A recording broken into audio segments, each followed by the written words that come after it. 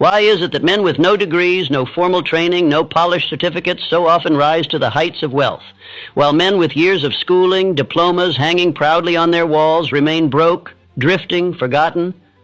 It does not seem fair. It does not seem logical.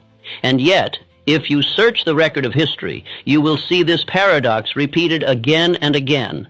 The boy who left school early, dismissed as a failure, becomes the very one who employs those who once surpassed him in class. The man the teachers once mocked as slow grows into the one who commands industries, signs the paychecks, and bends markets to his will.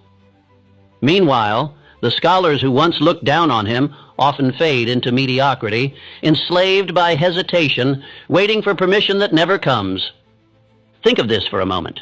How many men do you know who boast of their degrees, their credentials, their certifications, and yet live lives of quiet desperation?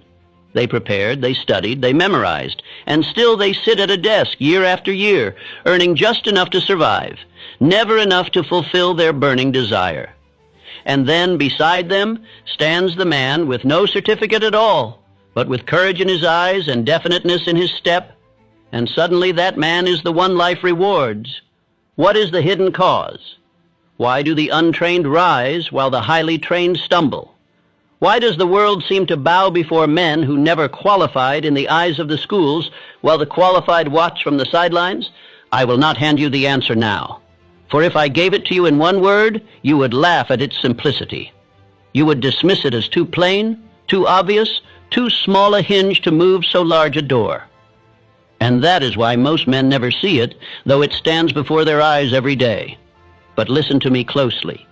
If you miss this truth, you may spend the rest of your life learning, preparing, acquiring information, and yet never daring, never deciding, never building.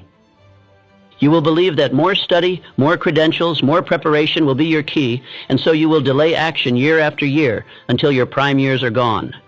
And while you wait, others will act. Others will build. Others who seem to start with less will surpass you with everything. There is a law at work here, a law as old as wealth itself. Those who learn to obey it rise, even without